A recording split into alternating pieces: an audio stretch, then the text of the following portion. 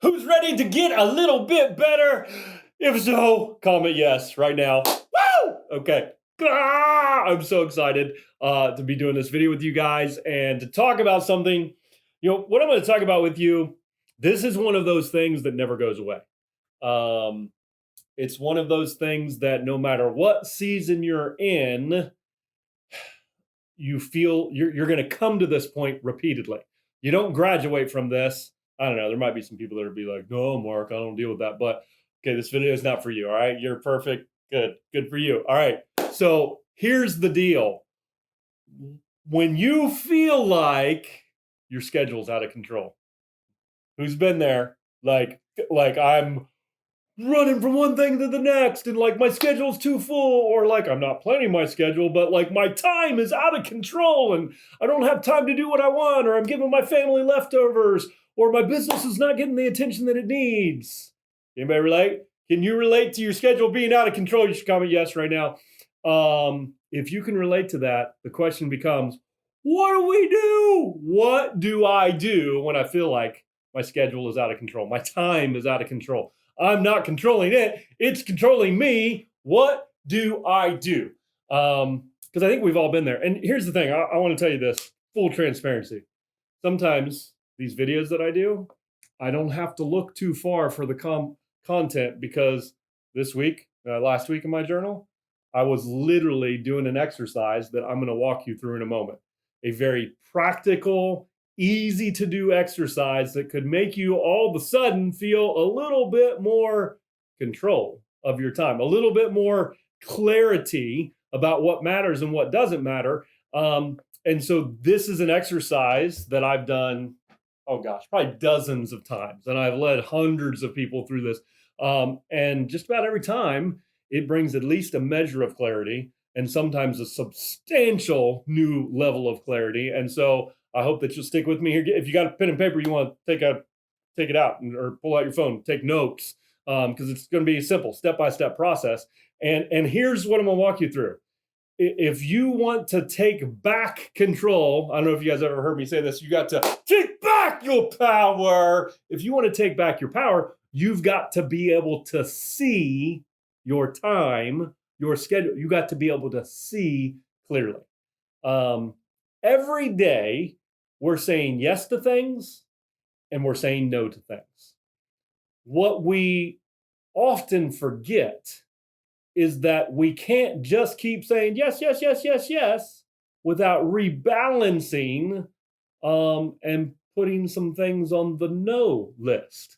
Because I don't know about you, but I've coached and mentored enough people. The vast majority of you, along with myself, we're a lot better at saying yes than we are at saying no.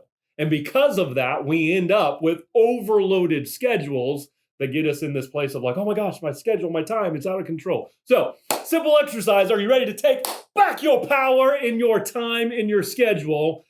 This is just, I don't know who I heard this from first. This is not original to me, but it is the yes-no exercise.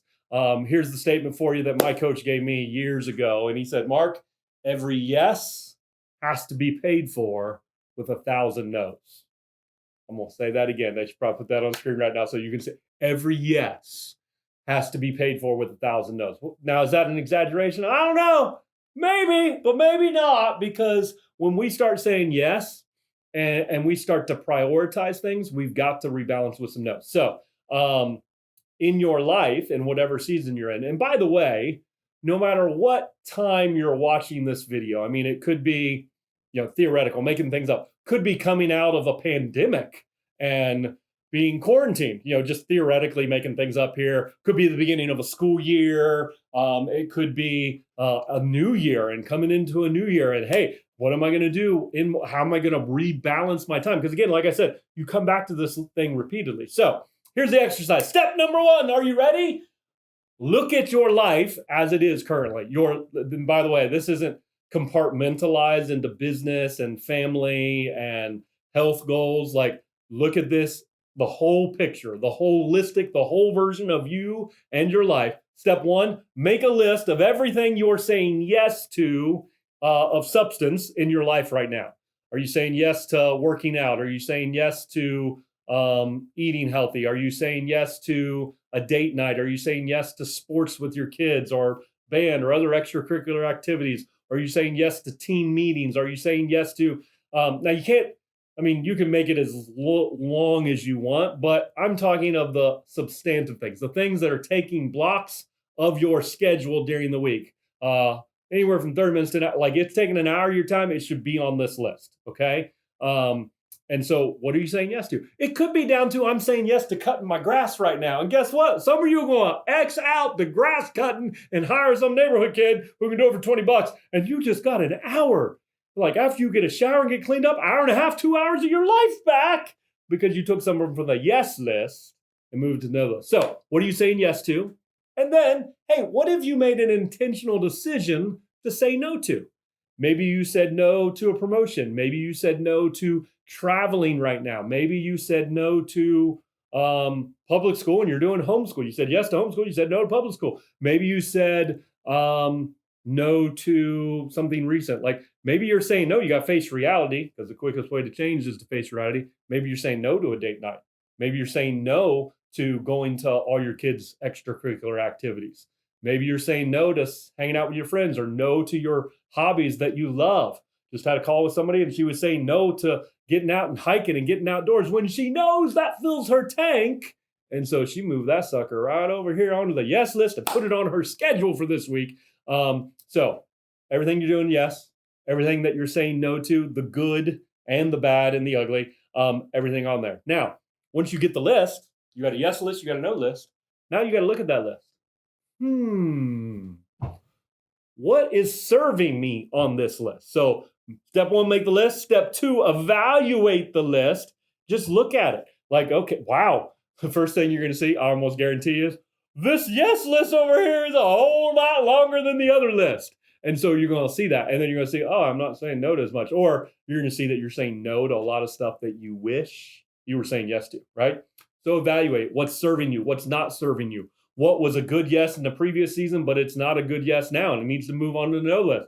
Just step back and kind of reflect on and evaluate that. And then what you're going to do is you're going to make another list. Step three, make the list. Step one. Step two, evaluate the list. Step three, make a new freaking list so you can take back control of your schedule and your time.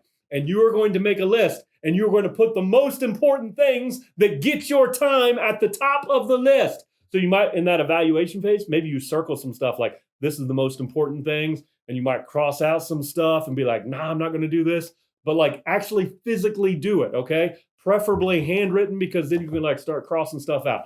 It's better than copy and pasting. There's just something about the cathartic process of doing it, okay? So you evaluate, and then you're making this new list. Put the most important things at the top. So maybe you've been neglecting your health, and all of a sudden, boom, that went to the top. Maybe your marriage is hanging on by a thread because you've been saying yes to everything but your spouse, and it's been on the yes list, but it's way down here. Maybe that needs to move to the top. Maybe your business has been getting your leftovers, and probably not for most of you because like you're all driven like, give me success and results. But it's possible that maybe your business, or maybe the right areas of your business, maybe you've been saying yes to small, low-level tasks and instead of saying yes to the revenue producing activities that only you can do or that you do better than anybody else.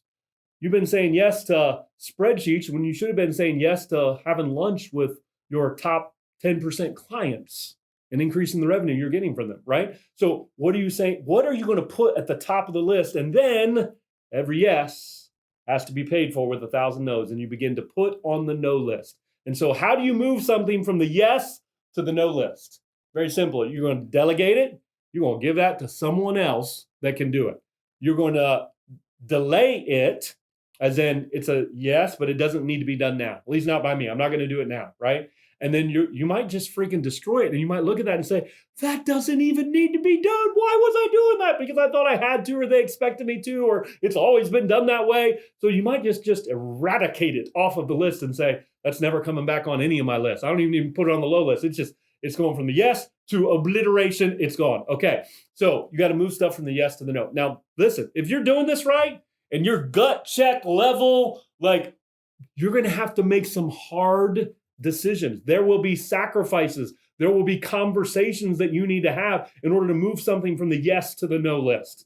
It's not an easy process. If this is easy, you're not doing it right.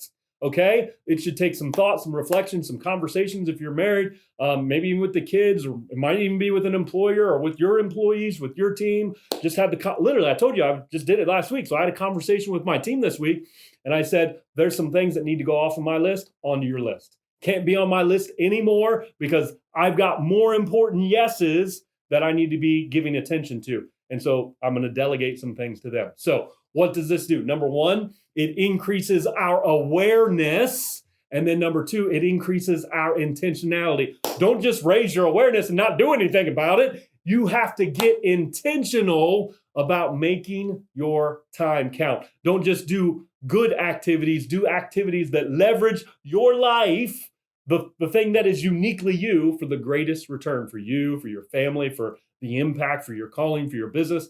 Do the right activity. So you want to take back control of your time. Yes list, no list. Now, some of you might want to add a third list that my friend talks about. She talks about the parking lot, which is kind of the delay component that I talk about. But some of you just might like, rather than like, oh, it's moving off the yes list and it's got to be on the no list, you might feel better if you say, well, it's totally yes, can't do it now. It's going to go in the parking lot. It's just going to hang out here until I take care of some of these priorities, or I take care of some of these priorities so that I can move it back onto the yes list. So if you want a third list that is the parking lot, feel free to add that one if the visual, if the language helps you feel better about, because some of you suck at saying no, and the parking lot's just a softer way to say, well, it's a yes, but not now.